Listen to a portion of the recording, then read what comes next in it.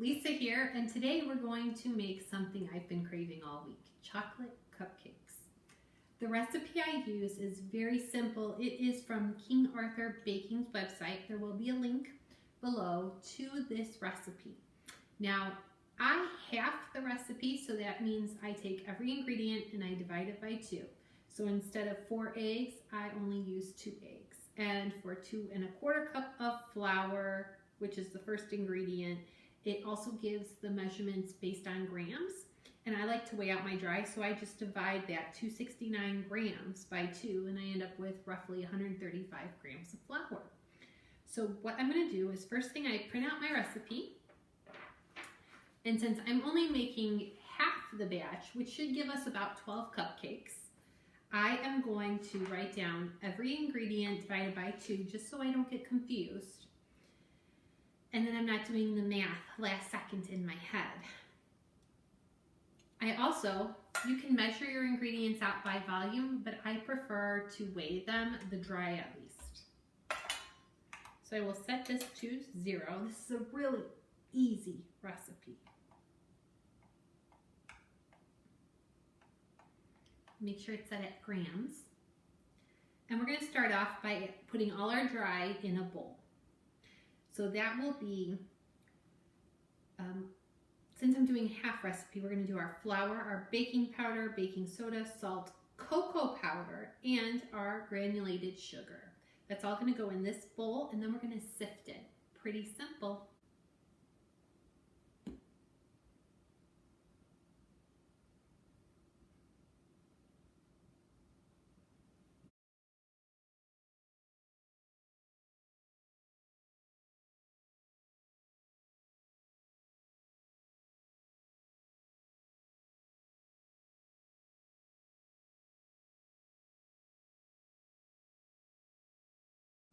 Now that all our dry ingredients have been weighed or measured, I'm going to take a nice bigger mixing bowl. And if you have a colander or fine mesh or sifter, an actual different flour sifter, you could use that as well. If you don't have something to sift, it's not the end of the world. I would use a whisk. Move my scale, and then we just add it. And we're going to whisk. So this is the flour, baking powder, soda, salt, and sugar, along with the cocoa powder. Now, cocoa powders vary. If you are someone that likes a really dark chocolate, you're going to want to use maybe a dark chocolate cocoa. Some people don't like the taste of Dutch processed cocoa. I am really not picky. There's a hint with this recipe, and down the line you'll see we're going to add some liquids. We're going to add milk and water or coffee. If you want a strong chocolate flavor, by all means make sure you add coffee instead of water.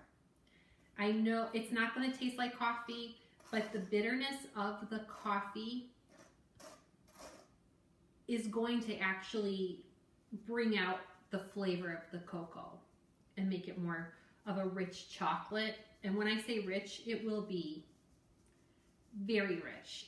I don't think I've ever had a chocolate cake or cupcake that had this much chocolate flavor that was a boxed mix. Next step is butter and oil. So we're going to add our fats. After we have this all sifted and incorporated, we're going to add, well, since I'm doing half batch, I'm adding basically a half stick of unsalted butter at room temperature. You want to be able to really be able to touch that butter and it still hold its shape, but you can put your indent in there. I'm going to add that butter. I usually use a hand mixer when I make cupcakes, but today my hand mixer is broken and I really don't want to dig out the big KitchenAid for just a small batch of cupcakes. So I am going to do this by hand. There are 2 utensils I'm going to suggest. First off, I would say cut up that butter so it's in smaller bits. After that, a whisk is handy, and so is a potato masher. So we're going to mash this. I might use the masher first. try to break up that butter to its little tiny crumbs. It should almost look sandy. If you're using a hand mixer, which is my #1 tool in the kitchen, which is why it's broken, because I overuse it, you want to just do it low until that butter is fully incorporated and you really don't see it. You're going to start to get like a sandy appearance. And as that's mixing, you're going to add your oil. And you want to add that oil into a nice slow stream. If you're using a mixer, if you're doing this by hand, just add a little. Mix and then add more. Now listen, these are cupcakes. These are very forgiving, and when you put frosting on anything, the imperfections aren't always noticed. So add a little more oil. And again, I always keep a towel, a clean towel, for my utensils, wiping things down, any messes that come up. There's always something when you're making food, and that's okay. But this way I can easily grab that spoon that I've been using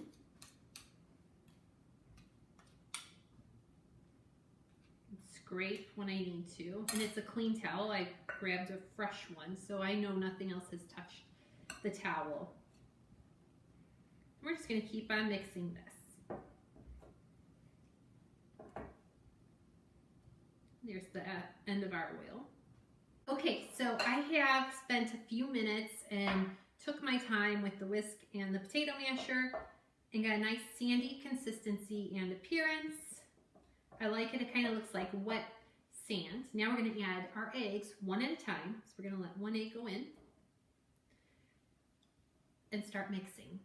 Always break your eggs, if you can, into a cup or a bowl separately, because if you get any shell, you can pick them out really easy, or if you get a bad egg, you're not wasting everything that you've already done to start over.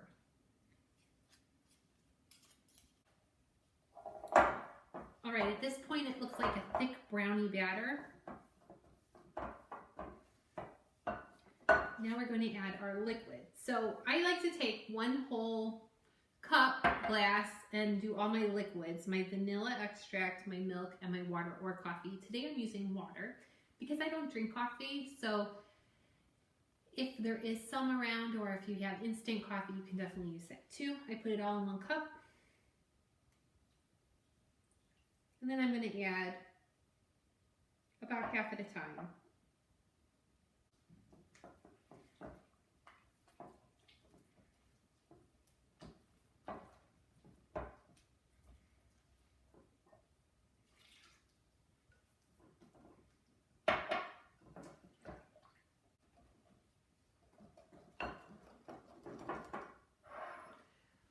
When this is ready, it will be a relatively thin cake batter. You may still have a few lumps, you may not. It depends if you use a KitchenAid, a stand mixer, or a hand mixer, or if you're doing it by hand like me today. I have some lumps, but I have a nice glossy sheen to it as well. And I think the sheen is more important than having a couple of lumps. And tiny lumps I'm not worried about. I don't want any big lumps, because a big lump is probably a clump of butter that I didn't get incorporated in that first step when we were trying to make a sand appearance. And when those melt in the oven, sometimes they leave like a hole, or it'll almost look like it's more of a unbaked feeling in your mouth in that spot.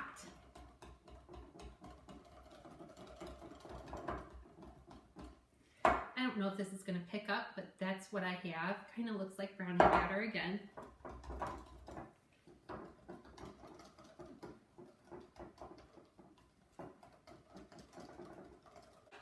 Next step,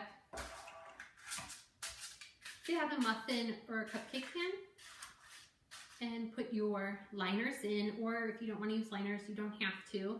You could grease each well thoroughly. I recommend using papers. And I do like using just a good old-fashioned ice cream scoop. This can get messy. Just to portion it out, and you want to fill these about halfway up. I haven't found a non-messy way to do cupcake batter. If you have a method, definitely let us know. Okay, so like I said, it can be messy. So I have a couple of spots on my muffin tin. I'm going to clean those off, put them in the oven, and I'm going to bake these. I'm going to check them. It's at 350 degrees, and I'm going to check them after 15 minutes and then again every 5 minutes until they are ready. When they are ready, you should be able to, it should have a sponge-like appearance on the top, slightly domed. And if you press it, it should come back. It shouldn't be goopy when you press on it. I'm anticipating these to be done in around 20 minutes. All right, and when these are done, we'll come back and I'll show you how I frost them. Okay, so our cupcakes did take about, I'd say about 20 minutes, just like I anticipated, and they come out really easy. I've let them cool. They are now at room temperature. They've been cooling for about an hour. Nice domes. They may not look perfect on top, but that's okay because they're going to be covered in cream cheese frosting and shredded coconut. What I did was make a batch of my frosting, which is cream cheese frosting. The ingredients, it's very simple. You put the ingredients in a bowl and you mix or use a mixer, and I will put the recipe below. It is butter, cream cheese, vanilla, milk, and powdered sugar. What I do after I mix it all up is I put it in a Ziploc bag. I fill it in the cup like so, and let the air at the bottom kind of collect, and then I snip it. And now I'm going to squeeze it out. Try to make this easy. And it doesn't need to be pretty. I just want a nice layer of cream cheese frosting. And this, I don't want any of this to go to waste either. Even if I don't use it all and I wanted to, I could put it in the fridge in another Ziploc bag or in a bowl covered in saran wrap, and it'll last for about a week. So I'm just going to, doesn't need to swirl, but I'm going to, nice coverage. You could toast your coconut if you'd like. I did not toast the coconut today. If you do want to toast coconut, it's as simple as, you could do it on a frying pan. Just put a little coconut on the bottom of a shallow pan and cook it on low for just a few minutes. It'll start to smell toast and get brown on the edges, or you can put it in the oven at like 300 degrees and check it every 2 or 3 minutes on a sheet pan. So just lay it out on a sheet pan, put it in the oven around 300 degrees for a few minutes, take it out, and with a spatula just kind of move it around, flip it, and put it back in, and you'll notice it'll start to crisp and toast. I just took some sweetened coconut shreds, put it on a shallow plate. So I have my frosting, and now I'm just going to cover it just like so, and I'll do another one. Squeeze out your, this is the easiest, I think, is just put a nice big glob of frosting. It doesn't need to look pretty because we're going to cover it.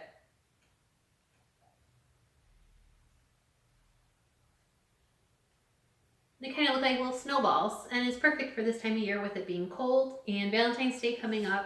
It's a very rich, sinfully rich chocolate cupcakes.